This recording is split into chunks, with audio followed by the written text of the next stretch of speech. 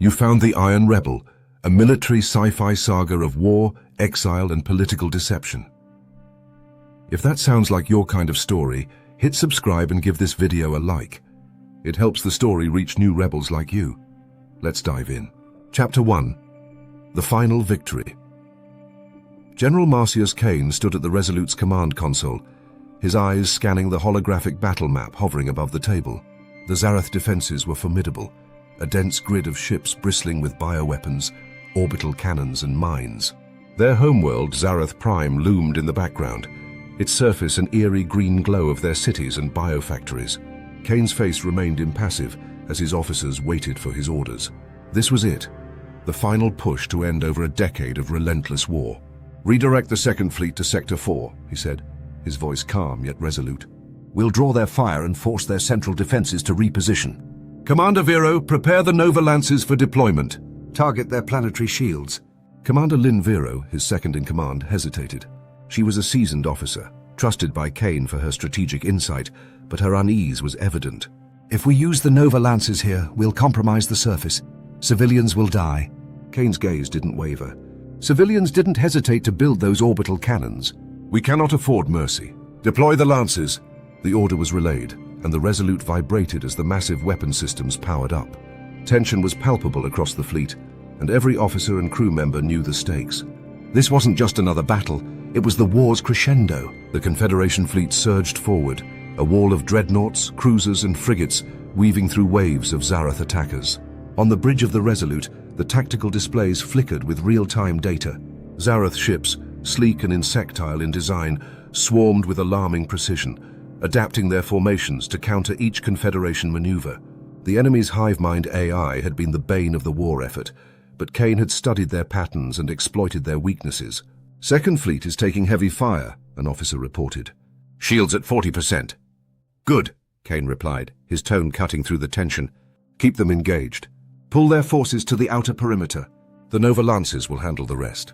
Vero stepped closer, lowering her voice. "General, the crew is uneasy. The Lances, it's not just the power, it's the devastation.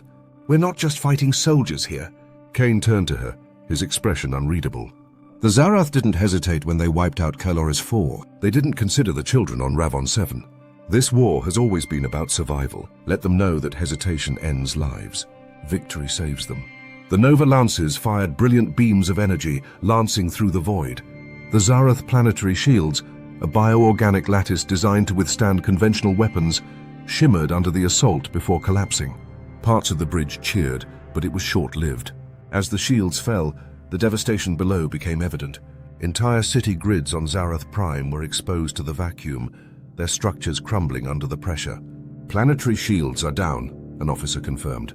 "Zarath's central defenses are rerouting power to orbital platforms." "Now," Kane said, his voice sharp, "is our moment. Begin the forward push." All squadrons converge on the central command hub. The Confederation fleet pressed its advantage. Swarms of Zarath kamikaze fighters emerged from hidden docks, hurling themselves at the advancing ships. One managed to breach the Resolute's outer shields, detonating against the lower decks. The impact shuddered through the ship, and alarms blared across the bridge. "Damage report," Kane demanded. "Minor breaches on decks 12 through 14, a technician replied. "Containment protocols are holding." "Good. Redirect shield power from non-essential sectors to the forward arrays. We can't afford a full breach." Vero glanced at him, her expression a mixture of admiration and frustration. "How do you stay this calm, sir? Every time we're hit, I feel like my lungs are about to explode." A rare flicker of something close to humor crossed Kane's face. "Calm is a weapon, Commander. The Zarath aren't the only ones who adapt." On the surface of Zarath Prime, the Zarathian leadership was in chaos. Their hive-mind network buzzed with confusion and fear as the Confederation's relentless assault broke through layer after layer of their defenses. The central command hub, a towering spire of advanced technology, became the focal point of the battle.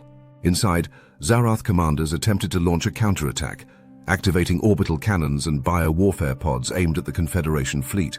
Kane watched as the Zarathians' efforts unfolded on the tactical display. He knew their patterns and timing. "Squadron Alpha, hold position. Beta, flank from the western ridge." He turned to the helm officer. "Take us in closer. We need to breach their final line." "Closer, sir." The officer hesitated. "That's a kill zone." "Closer," Kane repeated, his tone brooking no argument. "Their orbital cannons are fast, but they're not infallible. Maneuverability is our advantage." The Resolute surged forward, its engines burning bright as it dodged a barrage of cannon fire. The crew held their breath as the ship wove through the kill zone, its shields flickering under the strain. The command hub was in sight when they emerged on the other side. "Launch all remaining torpedoes," Kane ordered. "Target their power cores. Take out the hub, and the rest will collapse." The torpedoes streaked through space, evading Zarath's defenses with precision. When they struck, the explosion lit up the void, a brilliant cascade of energy and debris. Zarath's command network faltered, and their ships lost coordination as the hive mind link fragmented.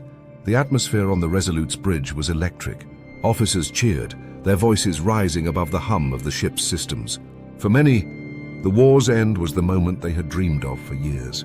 But Kane remained silent, his gaze fixed on the burning planet below.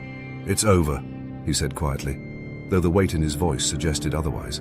Around him, the officers' celebrations faded as they followed his gaze. For all the destruction, for all the lives lost, victory carried its own kind of burden. Kane turned away from the viewport. "Prepare a transmission to Confederation Command. Inform them that Zarath Prime has fallen, and secure the fleet. We've won the battle, but we're not leaving anything to chance." As the crew moved to carry out his orders, Kane stood alone, the gravity of his decisions settling heavily on his shoulders. For a man who had given everything to secure this victory, the cost, both to himself and the galaxy, was only beginning to reveal itself. This chapter of the Iron Rebel comes to a close, but the war is far from over. If the story spoke to you, leave a like. It fuels the rebellion. And if you haven't yet, subscribe. New episodes drop every week. Until next time, stay sharp, stay defiant.